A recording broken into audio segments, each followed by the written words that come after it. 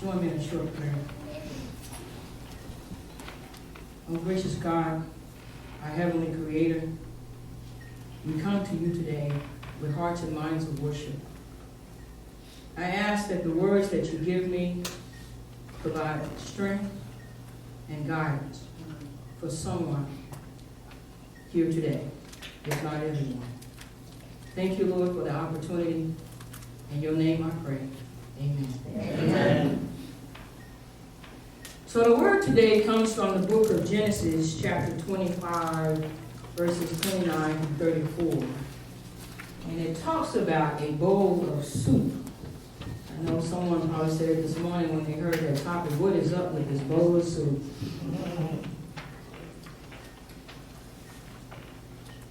So the story is about Jacob and Esau.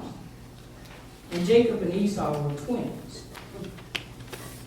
And it says that when Abraham was 100 and his wife Sarah was 90, this is in the book of Genesis chapter 17, that God blessed Sarah with some children. At 90 years old, God blessed Sarah with some children. And that's a blessing. That's a blessing. That is truly a blessing. But what was so unique about this is that Abraham was God's blessing as well. Abraham believed in God.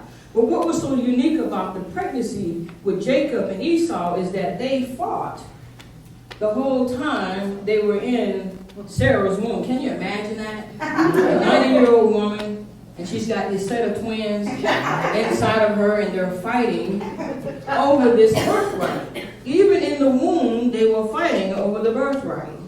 The story says that as she got ready to have the children, they were fighting to see who was going to get out first. And somehow Esau managed to get his head out first. And as he was going out, Jacob was holding on to his foot because he wanted to be the firstborn for this birthright. So as I started thinking about this, I said, this bowl of soup. All of this for a bowl of soup. And it says Esau despised his birthright. So what is this birthright that Esau is despising? So I went back into Genesis chapter 17, and it talked about how Sarah got pregnant at 90, and they had the child, and they had Isaac. Isaac was the child of Sarah and Abraham. But there was another child, but that's another story. And Abraham was such a blessing to God, and he was so willing to do anything and everything that God told him to do. So to try to make the story short, I came up with this acronym called ROUGH. And it doesn't mean rough around the edges, and it doesn't mean a diamond in the rough. It means that Abraham was relentless and untiring and a faithful follower of God. So he was rough. That's my acronym. And it says that because Abraham obeyed God and did everything that God asked him to do, God decreed, God blessed him. And he kept God's commandments and God's decrees, and God blessed him. And God blessed him with prosperity. God blessed him with, he was to bless his offsprings, and all those blessings that God had bestowed upon Isaac were to be manifested in Esau and Jacob, the firstborn, would get the majority of the inheritance. It was about an inheritance. So Esau was to receive the promises of fathering many nations. And he was to be a blessing to other nations. And he was also supposed to have a close relationship with God. But Esau despised that. He didn't want that. Because it required work. You know how it is sometimes when something requires work. Some people kind of shun away from stuff that requires work. So being a king over nations making decisions that affect the lives of thousands of people and being responsible for their well-being takes a lot of work. So have you ever done something or made a decision or decided that you changed your mind, only discovered that you're a little bit too far down the road, you can't change your mind, it's a little bit too late, and you can't undo what's been done? Yeah. And sometimes living with those consequences can be an eye-opening experience. Let me tell you. So Esau gave up his birthright at a moment when he thought he would never receive the inheritance that was to be his. I guess because if you look back in Genesis, Sarah lived to be either 127 or 137 years old. And so if Abraham was 10 years older than she, then he was like 147 or 157. He was some real old people. And I'm sure that Isaac probably thought that, man, if they live as long as my grandparents did, there's no way I'm going to get this inheritance. I'm going to die before I get it. And then he was also famine, he said. He was out there in the fields. He was one of the young kids that stayed out in the field and played all the time. So that day he was hungry. He felt like he was so hungry that his birthright didn't matter to him. He would rather have that bowl of soup than his birthright, so he gave it away. That bowl of soup cost him something that he would never, ever regain. Wow. All of that for a bowl of soup. So thinking beyond birthrights and this expensive bowl of soup for a minute, is there anything of lesser worth?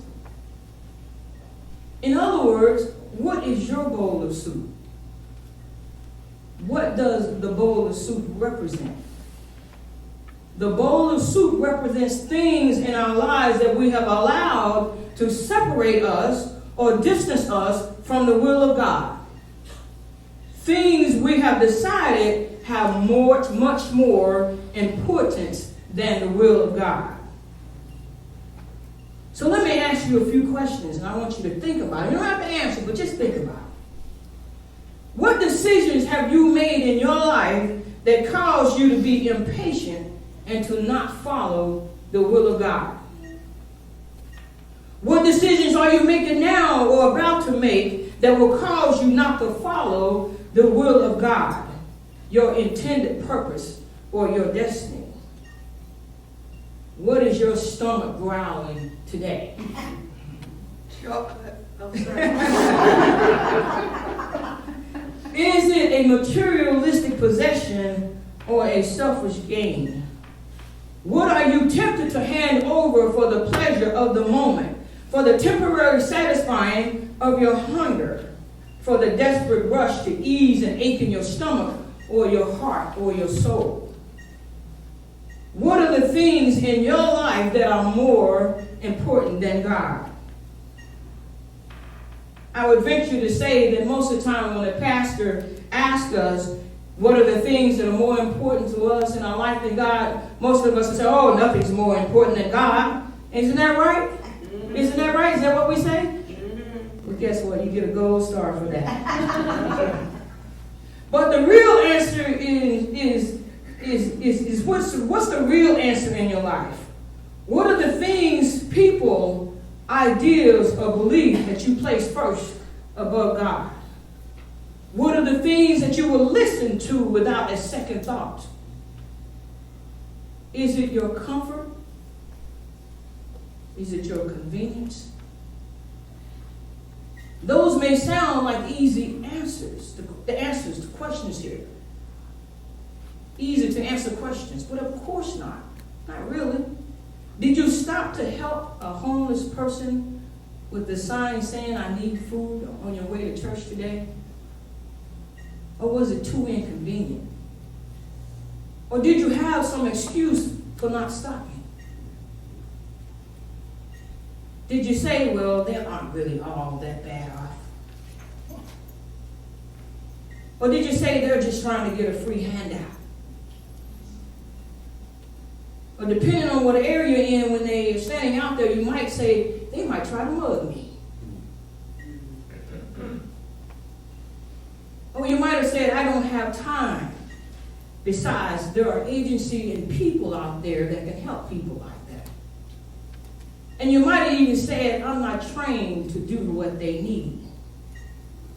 So I wanted to share a story with you. Last year around Christmas time, Michelle and I had gone down to Daytona Beach. We were celebrating her birthday, and there was a homeless guy on the corner. He had all his belongings. He was dirty and nasty from head to toe, and he walked up to the car. And naturally, you know, you always think that they want some money or something. He said, no, I don't want that. He said, all I wanted to do is share some scripture with you. He shared 2 scriptures, but there was one that stuck with me because of the time of the year. And it said, God so loved the world that he gave his only begotten Son, that whosoever believed in him would not perish, but have everlasting life. And so what about your stuff that you have? Is it more important than God? Do you have a difficult time giving your stuff away? I know some of us do. I do sometimes. Could you give away your favorite article of clothing, a book, or food? How about that iPhone you got? Could you give that away? You can have all of that, but you can't have my chocolate. Or could you give away your Android phone? What about the people in your life? Are any of them more important than God? Your family, your spouse, your kids, your parents, other loved ones? Could you do what Abraham, if you know anything, if you read the book of Genesis, could you do what Abraham almost did to Isaac? Offer him up as a sacrifice to God. If God called you to do that, could you do that to your child? So what is your bowl of soup? Esau hated or should have been his biggest blessing. So I go to another story. I share this with you. I've shared it with you before. God brought me to Gainesville. When I came to Trinity MCC, I left Baltimore where there was Pentecostal and Baptist service. So when I came to Gainesville, I sat at the back of the church. And I was looking for my comfort. I couldn't find my comfort. So I left. Everybody know I was in and out. I went to Jacksonville to a church named Rehoboth. I visited with them. Service was good, but I came back to Trinity MCC. I sat back there in the back again. And I left again. This time I went over to UCC Gainesville to see what they had going on over there. I wasn't pleased over there. I came back to Trinity MCC. I left Trinity MCC one more time. Because I was like, Lord, I just can't find my comfort. And I went back to Rehoboth in Jacksonville one more time. And that was the last time I left Trinity MCC. When I came back, I sat back there in the back because I wasn't accustomed to the music. And I sat back there in the back, and I'm going to be honest with you. I certainly wasn't accustomed to being in a church with about 5 of us. I was like, what is it, Lord? You sent me here. And I remember I was trying to sing on the choir, and I couldn't get the sheet music. It just wasn't ringing for me. I remember I called somebody and I said, I won't be coming back. I won't be on the choir anymore. I don't know what I told them, Lord. I might have told them a lie, so forgive me. But I came back again. And when I sat at the back of the church that day, you guys were singing. And for some reason, it brought joy to my heart. Praise God. And I didn't see, excuse my language, I didn't see white people anymore. All I saw was people that loved God. People that were praising and worshiping God. And Pastor and God used Pastor Catherine as the messenger to bring me to where I am today. Because I have been running for 25 or 30 years. From what the blessings and the vision that God had in store for my life. And we do that. And so I submit to you that if you're hungry and impatient and considering a trade right now, please reconsider. Think of Esau. Imagine how he felt when he walked away from that meal, from his destiny. There is not a bowl of stew, a job, a relationship, a contract, a friendship, a material possession, a mistake you have made in your life that is worth trading for the purpose that God has in store for your life. Amen? Amen. So if you've already made an unfortunate trade, it's never too late to be restored back to your original purpose. If you're contemplating anything that could have a serious long-term ramification by yielding to the yearning, it is not too late. A wise person evaluates choices by looking ahead to see what negative consequences could follow a course of action. But I submit to you that if you let God lead you and follow the will of God for your harvest will be very plentiful. If you serve God, God is able to move mountains. If you serve God, God is truly an awesome God. God will keep you in the valley, and he will hide you from the rain. God is truly, truly an awesome God. Please join me, if you will, in our next song that talks about how awesome our God is. My God is awesome, able to move mountains, keep me in the valley, hide me from the rain. My God is awesome, heals me when I'm broken, gives strength where I've been weakened, forever you will reign. My God is awesome, able to move mountains, keep me in the valley, hide me from the rain. My God is awesome, heals me when I'm broken, strength where I've been weakened, forever you will reign. My God is awesome, awesome, awesome, awesome. My God is awesome. Yes, he is. Awesome. Yes, yes. Awesome. He's mighty. Awesome. Let's sing that verse one more time. My God is awesome. He's mighty. Awesome. Awesome. Awesome. My God is awesome. Awesome. Awesome.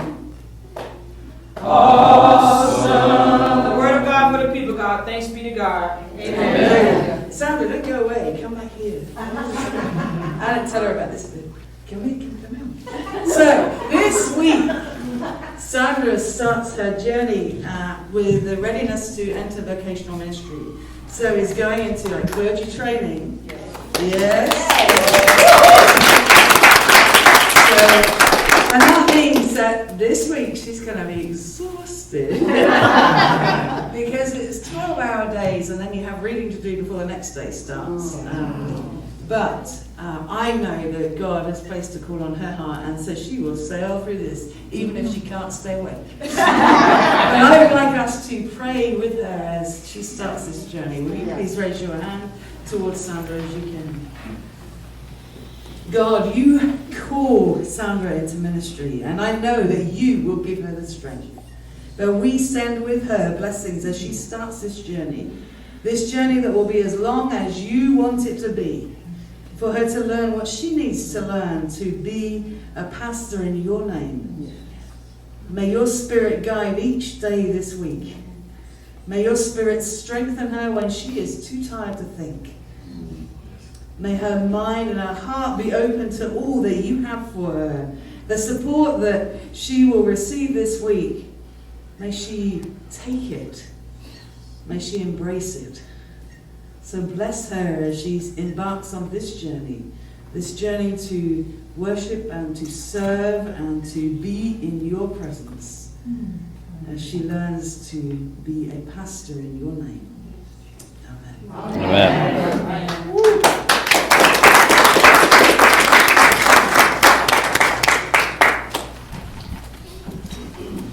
Come to that time in our service where we do the business side, which I know a lot of people don't want to hear about or deal with, but we need the funds that we collect to pay our bills, to do the work that God has sent us here to do, to be able to have the grounds that we have.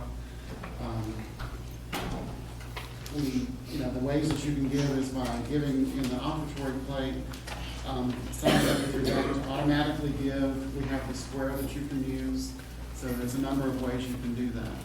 But as the ushers come forward this morning, will you join with me in singing Blessed Assurance?